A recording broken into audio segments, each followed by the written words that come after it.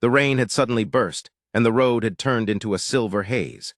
Victoria Hale, an eminent judge who was known for her calm demeanor, clutched the steering wheel of her red SUV with emotion as the car wobbled inside. She pulled over, and when she came out, she saw the problem. A shattered tire was hissing out its last gas. On Victoria's side, she pushed her damp hair back. The forest road remained empty for miles. There was no signal, no help. She opened the trunk, found the spare, and knelt to change it.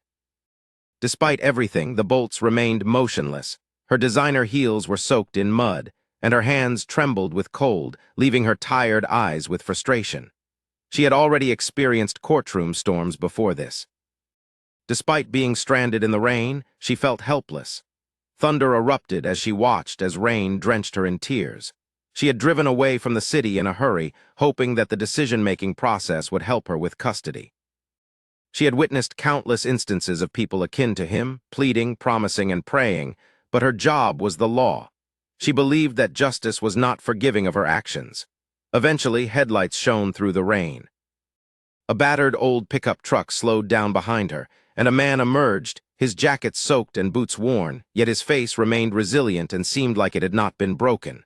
"Help, ma'am." He cried out in the rain with a gentle voice.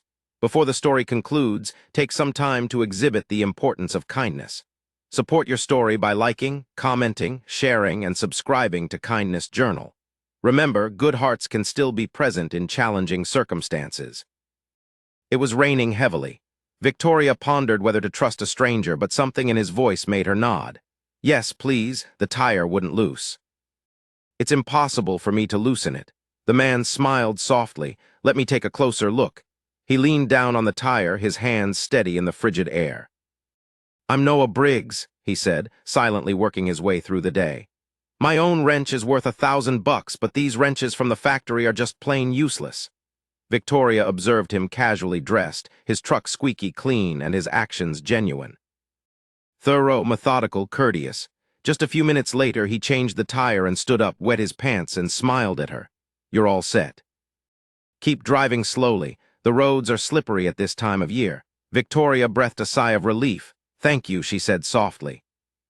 "I couldn't have walked that long without your help." He shrugged it off. "It's a no-brainer. I'm accustomed to fixing things."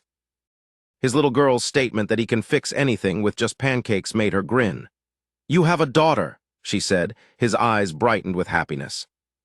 "Maya, who is 7 years old, is the most brilliant child I know." Victoria felt a pull in her chest. "I think you're a good father." Noah's expression faded slightly, but sometimes it doesn't seem like enough. Despite feeling hurt by his words, he waved goodbye and turned away. "Take care, ma'am, and stay safe out there."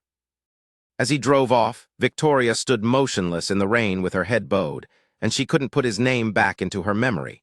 She only reunited with him the next morning when she entered her courtroom. Noah Briggs, the man who dropped off the heavy-duty soldier for Victoria. He was the father in the custody case. Her heart sank as she looked down at the file.